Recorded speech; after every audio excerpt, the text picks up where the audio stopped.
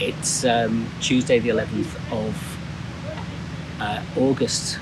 I'm Rob Watson and this is a Decentered media vlog, and I've come out for a little stroll. It's nice and warm here in Leicester, so I can't complain about the weather today, which is what I normally start off by doing, but today it's quite pleasant.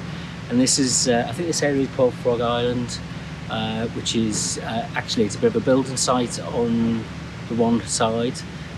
It's got the old river, the canal, the Grand Central Canal, and the River Soar. It's kind of combined, and this is an old railway junction.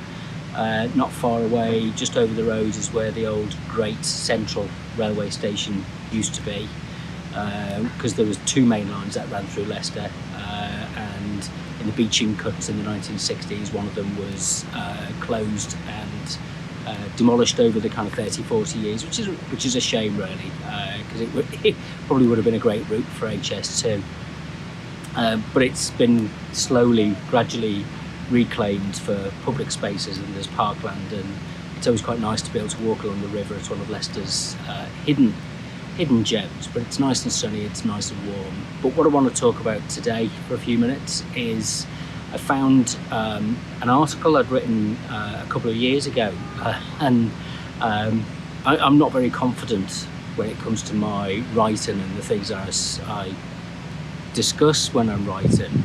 I get quite kind of deeply involved in them, and I'm not very good at kind of just bouncing along the surface. So I think this was something I tried to submit for a journal, and it had got knocked back, so I never really resurrected it. It's about 8,000 words long.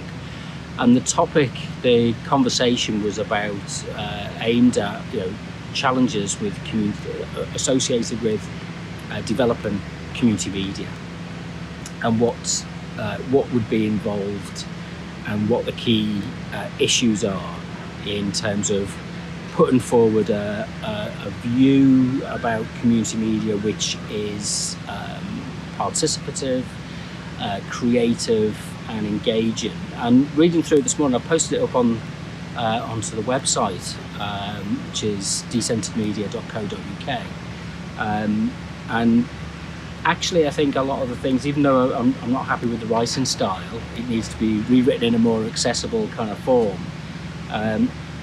Actually some of the key points in there I think are really important, and it reminds me, and it fits with some of the conversations that I've been having recently about the role of, say, corporate communications and the mass media marketing model of communications. So clearly in the present pandemic situation, something has gone wrong with our communications, our public communications.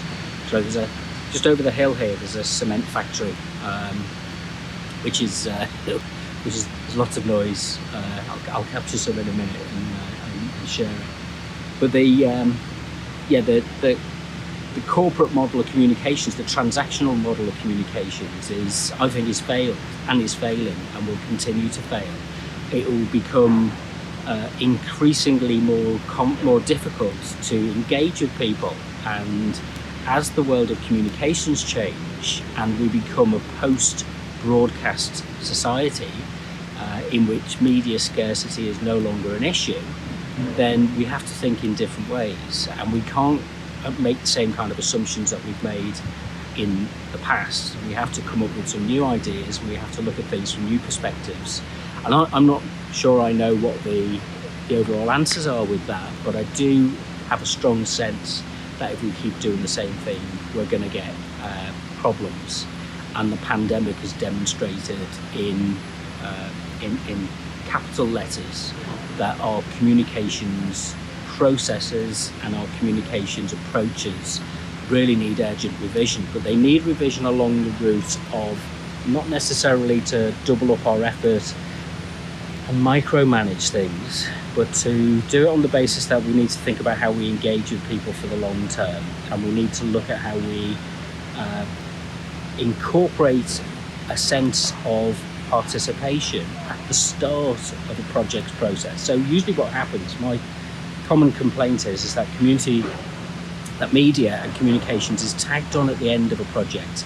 There's social change focused, policy makers, practitioners, community organisers, advocates are very focused on the idea of changing the nature of civic engagement, social engagement, and community-led development and participation. But usually what happens is the communications aspect of that is tagged on as a final thought. Oh, how can we now get our message out? So you end up with a kind of passive approach to community engagement through media and with media. And what I hoped I've argued in for some time now, and will continue to do so, is that we need to put the media component of redevelopment and building back better into the heart at the start of the process. Not see it as an add-on, not see it as a specialist project or part of a project for certain professionals, but to see it as the responsibility of everybody involved in a project. So, for example, community development workers, community change makers, people who work and facilitate community engagement are also the communicators, and they have and should use the techniques of community engagement with and through their media. What happens is there's a kind of, oh, that has to be passed through the corporate comms team, or we need somebody who's a specialist in that kind of communication. So we need to produce polished and well-made forms of media. And my argument is that we don't. We actually do it the other way, and we lower our expectations about what forms of media we want to share, because that's the way that we take people with us.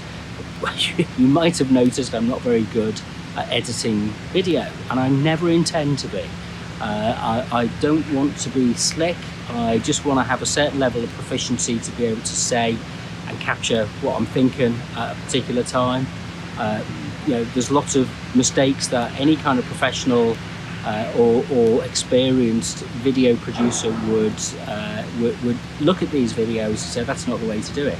But my challenge is, let's get in rather than waiting for things to be perfect, let's get something out and let's capture what it is we're doing and how we're doing it as we go along, and we will see the change and the distinction as things grow and as things take new form. So it's not about being perfect. It's not about high production values. It's not about being slick. It's not about being a personality that people can market and promote. It's not about being right. It's about thinking it through and seeing if you can come up with ideas that shape and take forward your thinking and your practice in a way that's participative, that includes people, that doesn't exclude people, that invites conversation and discussion, and that is an open invitation to share and relate ideas and to relate examples and to get the ball rolling in terms of being part of a network.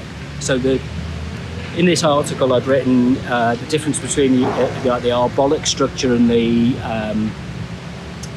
Rhizomic structure. So the Albolic structure is, that kind of the definition of genealogy of plants and animals follows a kind of straightforward linear pathway, and it branches out. That's one way of thinking about social organisation. That is like, if you imagine a tree with the branches and the leaf, kind of sub-branches and sub-branches and leaves, and at each particular stage there's an offshoot of development. And in evolutionary terms, that is one way of thinking about how we interact ecologically, but it's linear. And life isn't linear. Life can be rhizomic, which is more like the mushroom roots, the network, the tangle, the web of interconnected roots and interconnected nodes in a network. And so information, cultural identity, cultural knowledge circulates differently. It isn't about messages and the transmission of messages. It's about replication, mimesis, copying. It's about association, associative forms of engagement. And it's most importantly, I think, that it's a generative model. So it has an element, a very strong, powerful element within it of genius, of the genesis of ideas which emerge and follow. Michael Mead talks about this in his podcasts, the Living Myth podcasts, and it's deeply rooted in Jungian psychology in terms of thinking about, that which is within us, which we are intended to be. Now, if you're in a linear system, you can only really follow the pathway that's set out for you. But in a network system, in a rhizomic system, actually the pathways are much more interesting and much more complex and much more difficult to understand and lay out. But that's how we have to start thinking about our media. We can't be thinking of our media in linear terms, and we can't be thinking in terms of purely broadcast, narrow ways of situating different types of media practice, different types of forms of media, different models of media. That's fine at an earlier stage, but it doesn't suggest that we're going to come up with anything interesting in the future, because we're dependent upon the structures that were established in the past, and we are an outer branch, if you like, and we feel as if we become weaker. But in a rhizomic system, there is no centre, there's no lineage and pathway. It's a kind of, like a Jackson Pollock painting. It's got no beginning and it's got no end. So the universe, you look at the structure of the universe, it's fractal. It doesn't have a beginning and an end. It doesn't have a centre. What it does have is lots and lots of, infinite numbers of pathways. And I suppose our job is to think beyond the established pathways that we've got used to and start to map out and consider that there are new ways to look at different types of approaches to communication, which isn't purely about I used the analogy a few years ago, which is the tram and the town, which is, we're very good. If you go to a town that has a tram system, then it will deliver you to your destination really effectively and really cheaply and reliably, because it'll be, it's laid out. It's like clockwork. It runs beautifully if it's well managed. And it can get lots of people about to their destination, from their home to their destination very easily. However, if you only ever travel on the tram, you'll see that people don't really talk to each other or interact. People are very much, in their own worlds, reading their books, listening to their music, playing with their phones, reading their phones, whatever messages that they're communicating with on their phones. Whereas when you get to the town, what you really want is a sense of interaction, a sense of being able to bump into people, to, serendipity offers you a choice and an opportunity to do things that you didn't expect because it's not clearly laid out for you. So you don't want the town to be laid out in the same way that the tram system's laid out. Yes, you use that to get there and to get home, but what you want when you're in the town centre is you want happenstance and variety and change, and making those two systems work and interact takes a considerable amount of thinking and planning and preparation. So I think it's a good analogy for the way that our media can be said to interact and work, and we've got to be thinking about this. So have a look at the article. It's not the best piece of writing I've ever done, but it's interesting to go back to something after a few years and kind of to see it again. I'm suddenly feeling really hot. It's I've sat in the worst place. It's really warm. I'm roasting hot now, and I'm dressed in black, which isn't helpful as well. So what I'm going to do now is I'm going to go for a coffee. I'm going to walk into Leicester, go and have a coffee. I fancy just sitting in the shade, write some notes, and then when I get the opportunity to do another one of these, I'll pop out and I'll record some more thoughts. If you want to get in touch with me, I'm on Twitter and Instagram, Decentered Media. The website is decentered.co.uk. But until next time, thanks very much.